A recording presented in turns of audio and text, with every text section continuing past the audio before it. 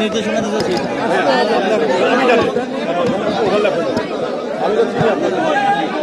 আপনি শুরু করেন। সবাই চুপ করলে বলবে, সবাই চুপ করেন। একদম বরাবর শুরু থেকে আমার আইনের উপরে বিশ্বাস ছিল,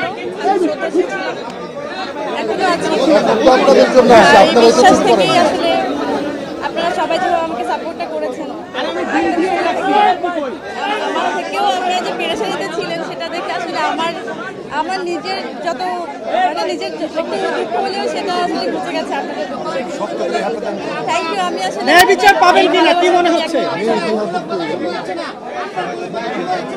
সেজন্যই তো আপনাকে চুপ করতে হবে। সবাইকে চুপ করতে হবে ভাই। আমার কথা কি করে শুনবেন না? ন্যায় বিচার নিয়ে কতটুকু আপনি আপনারা চুপ না করলে চলে যাবে। কথা বলা যাচ্ছে ভাই সাইলেন্স না হলে কথা শুনতে পাবেন না। ভাই আমি দুঃখিত, এখানে আসলে কথা বলার মতো কোনো সুযোগ আমাকে দেওয়া হচ্ছে না, মানে আমি পাচ্ছি না আর কি। সরি। আপনারা চুপ না করলে চলে যাবে। ইমু ভাই কথা বলছে। না না না ইমু ভাই কথা বলছে। দাঁড়ান বলেন। অনেক টেলিভিশন চ্যানেল লাইভে আছে, আপনার ন্যায় বিচার নিয়ে আপনি কতটুকু আশা আছে বলেন? যাই না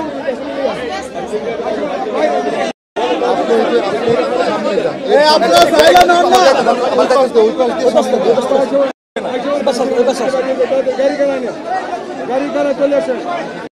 কিছুই বলার নেই।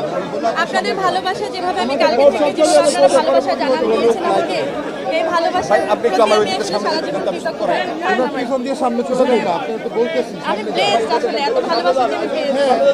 কিন্তু আমি একটা জিনিস বলতে চাই যে আমি আইনের উপরে শ্রদ্ধাশীল। আপনারা যদি চুপ না করেন, আমার এই বিশ্বাসটা আমি আসলে একদম শেষ অবধি রাখতে চাই। আমি বিশ্বাস করি আমি আসলে ন্যায় বিচার পাবো, আর আপনারা আমার সাথে থাকবেন। এই ভালোবাসা নিয়েই আসলে আমি জিততে চাই ইনশাল্লাহ। আচ্ছা আপু, একই ঘটনায় আপনি একটি মামলা করেছিলেন, সেটি চলমান আছে।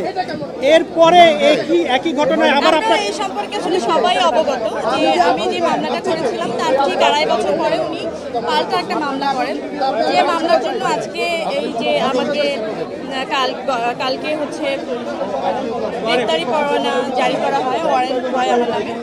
এবং আমার খুব বিশ্বাস ছিল যে আমি আজকে আসবো। আপনারা যেভাবে সবাই আসলে আমাকে সাহসটা জুগিয়েছেন যে আজকে জামিন নিতে আসবো এবং আমি জামিন পেয়ে যাবো, আপনাদের এত ভালোবাসা নিয়ে আসলে আমি বাড়ি ফিরছি। এরকম একটা জয় নিয়েও যেন আমি বাড়ি আসলে ফাইনালি ফিরতে পারি, আপনাদের ভালোবাসার সাথে থাকতে পারি, আমার জন্য দোয়া করবেন।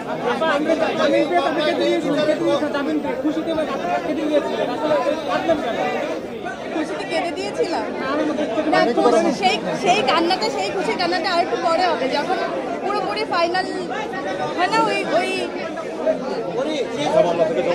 হ্যাঁ ওই বিচারটা যখন আসলে আমার হবে। শেষ একটা প্রশ্ন, আপনার ওই মামলা থেকে আসলে ওই মামলাকে আপনাকে দমানোর জন্যই কি এই মামলাকে কি মনে হচ্ছে? আসলে আপনার এটা তো খুবই পরিষ্কার যে আমি একটা মামলা করলাম, তার 2.5 বছর পরে, ঠিক 2.5 বছর পরেই একটা পাল্টা মামলা করা হলো শুধু দমানোর জন্যই, তার তো কিছু না।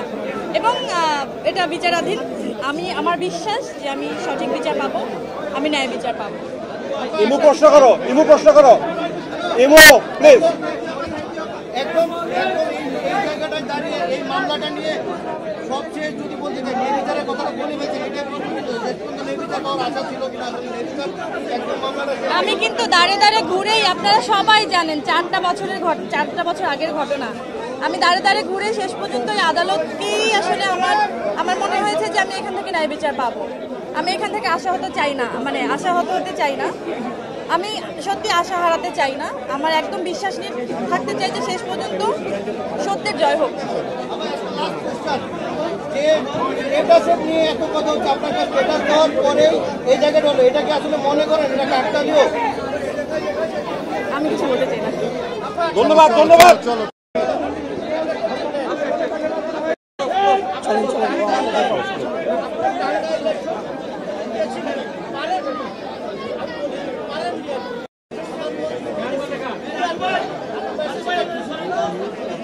করতে হবে, নিচে থেকে করবো। Thank you. ধন্যবাদ।